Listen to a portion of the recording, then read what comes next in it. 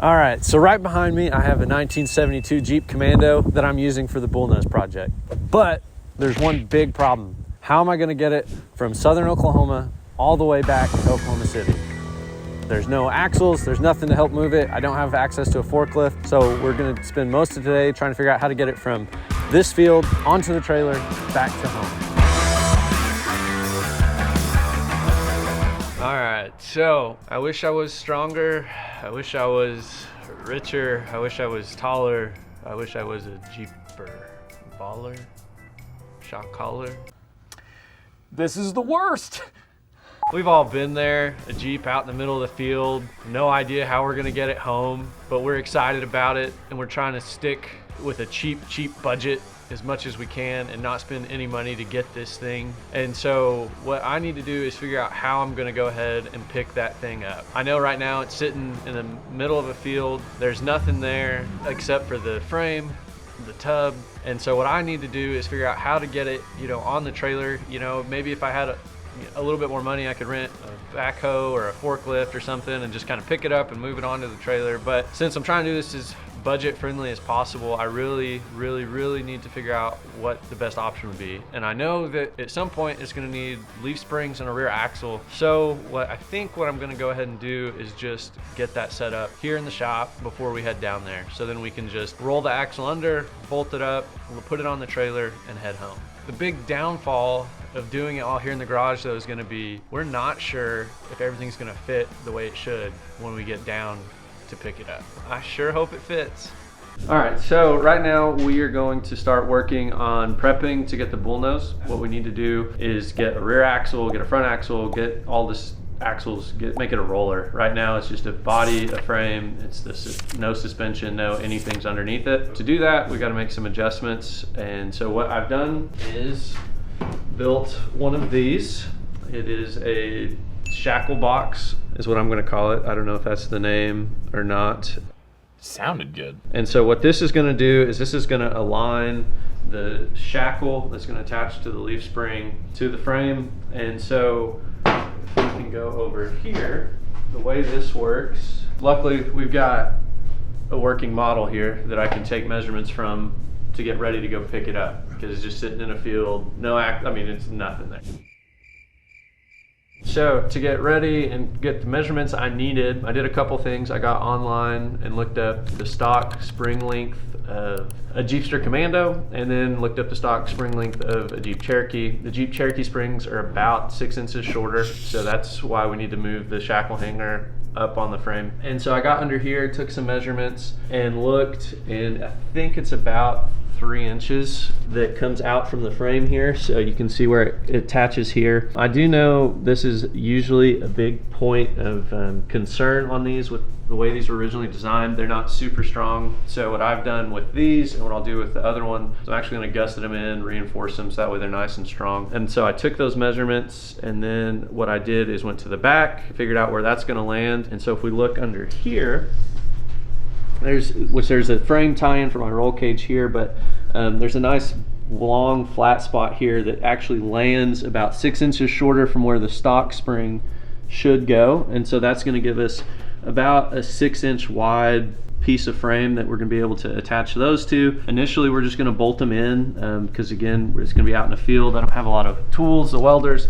So what I'm going to do is I've built these to where I'm just going to be able to line it up, bolt it in, hang the springer in, put the axle underneath it, and then roll it on the trailer. And that'll help get us back in the shop, where then I can weld it up, secure it, do it a little bit more strong, I guess is the way to say that. So that's where we're at right now. We're just building one. I finished the one already. The way I did this is, if you guys have any Topo Chico or similar a beverage of choice, these are great. Did CAD design, cardboard aided design. So that's how I started out. I took my measurements, I got ready, I made the design completely out of cardboard, and then transferred those to this big sheet here. It's 3/16 steel. Cut them all out, welded, ground them all down, got it all ready, made the one box, started on the second, and so that's where we're at today. Let's see, is that good? I gotta tell you, it was perfect. Perfect. Okay, so now that we've got all ready, we just gotta grind this bad boy down. Make it all welded nice and tight and pretty. These tack welds are gonna do nothing. All right.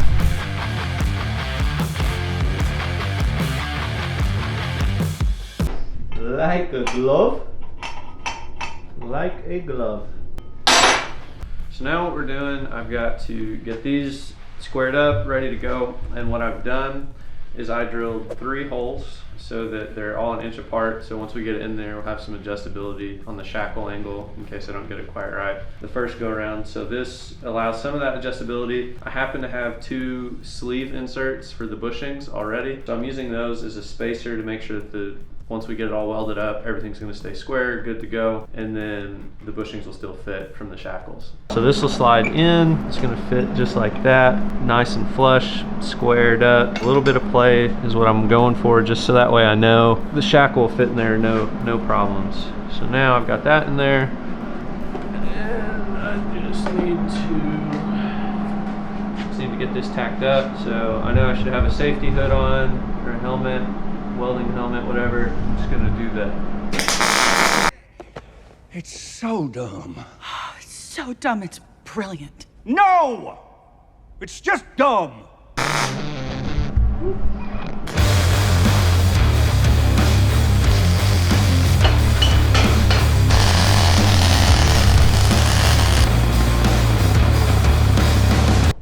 You didn't realize you can get so much footage, huh? It takes so long to build one little bracket. It's like a reality TV show. It's like, it only took him 5 minutes, clearly.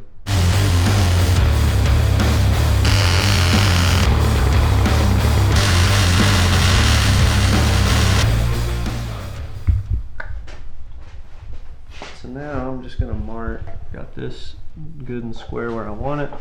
So what I'm gonna do is I'm actually gonna mark here. And mark here. Okay. So now this will get pulled off. I've got my 2 marks there.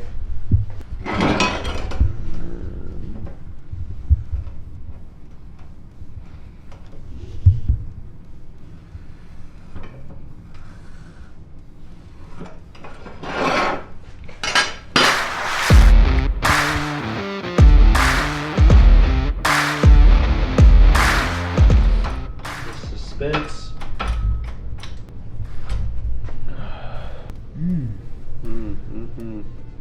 So what are we doing here? I got to push on this and try to get it to bend down.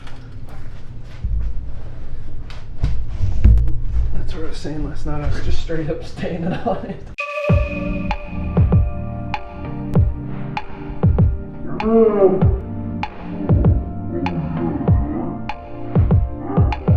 My wife's like, you should go to the gym more. What are you talking about? See those presses right there?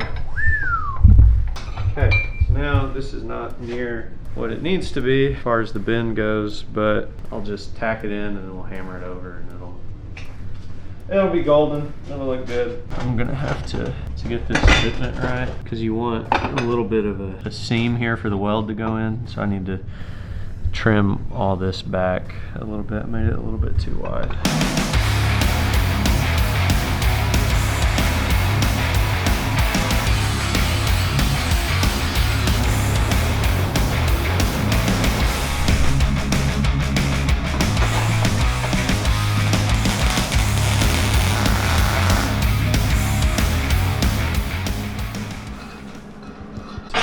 So we're pretty much done now. Got both of our shackle hangers here. So as you can see, when we get down to pick it up, we'll bolt both of these on. Leaf springs, axle is gonna bolt right up. Be nothing but, 1, 2, 3, I don't know, 12 bolts. It'll be super easy and make it getting on and off the trailer way nicer.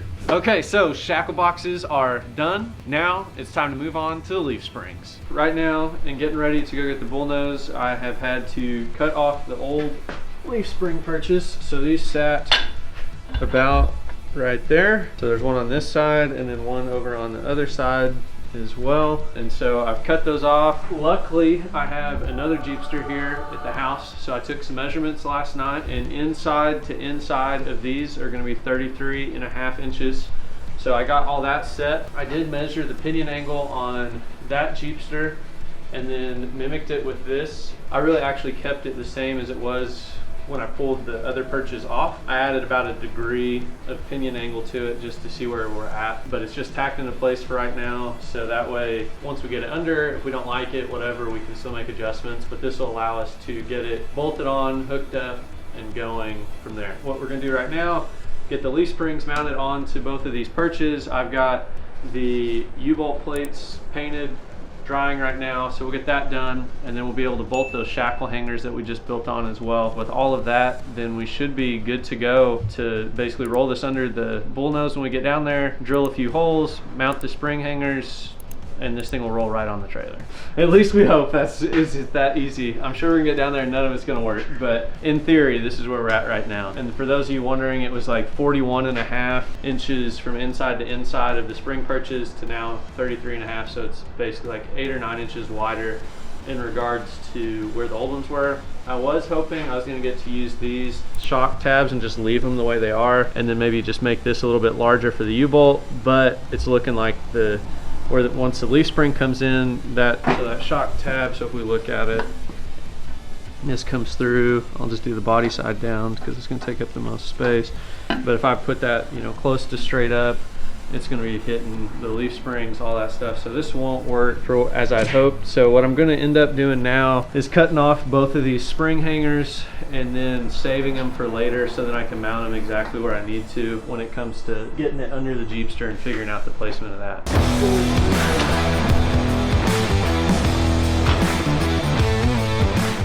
What I've got here for you guys is a side-by-side of the Jeep XJ leaf springs with a stock Jeep Commando leaf spring. So you can see these two bushings are lined up, the bolts are lined up, and then if we look at this arch and then we look at these two center pins, they're basically almost identical and lined up as well. So the Jeep Cherokee leaf springs are going to be a great swap for the Jeepster springs. The only problem is you see they're about 6 inches shorter. So if we look, I mean, that's, from the center of this one to the center of that, 5.5, 6, something like that. So just a little bit shorter on the back side, and that's where those leaf spring hangers are going to come in and bolt to the frame and make up that little bit of difference that's there. It's a great swap with a little bit of work. The other nice thing is I went ahead and ordered these leaf spring perches that have 3 holes in them. So if we need to, we can push it forward an inch or back an inch from the stock location and kind of center it up in the wheel well as we need to. That's kind of where we're at, why we chose the Cherokee leaf springs and why they should work nice. We are doing this spring over axle, so the spring, as you can see, is going to sit on top of the axle. The Jeep Cherokee springs come spring over axle already, so that's another nice piece in that. Hopefully they'll be able to hold up, do a little bit better, and fit our application perfectly.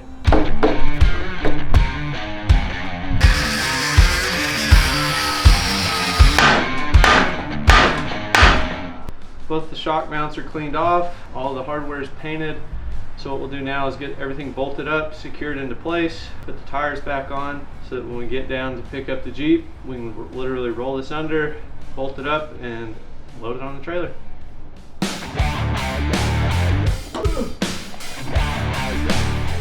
So these are currently in the center hole, which we'll leave it in the exact same stock position as the stock axle, in theory, and we'll see how that lines up once we get down there. If we need to long term, we'll just have to drill a couple extra holes in this plate that'll allow it to slide forwards or backwards, but I'm thinking, like I said, from all the measurements I found, this should work perfect. There's a lot of people online that actually use the Jeep YJ leaf springs instead, and they've had great success, and everything I found on the measurements shows that the distance from here to here is the same on the XJ as it is the YJ. The only difference is from here to here is a little bit longer on the XJ or the Cherokee. So the YJ would be the Wrangler, but should be great. I'm hoping this will work well. My dad, he used Cherokee springs on the back of his build, which maybe we'll get to do some updates and highlights on that at some point, but he used the slider boxes instead of the shackle, and so we've yet to see if we like that better or worse or different, but we've heard good things, and so we're excited to try those out on that one. But for this one, keep it simple, keep it more traditional, utilize these standard shackles. So there we go. So there's that. And then let me grab, oh, I got it right here. So for all my visual learners out there, this is what we're shooting with. So this will slide through just like that. So this piece here is going to mount, bolt right up to the frame for now. Then I'll go through, I'll weld this all up into place. Probably still leave the bolts because they'll already be there. But this will be the idea, and then that will bolt to the mount already on the frame. This is it. This should get us up and on our way.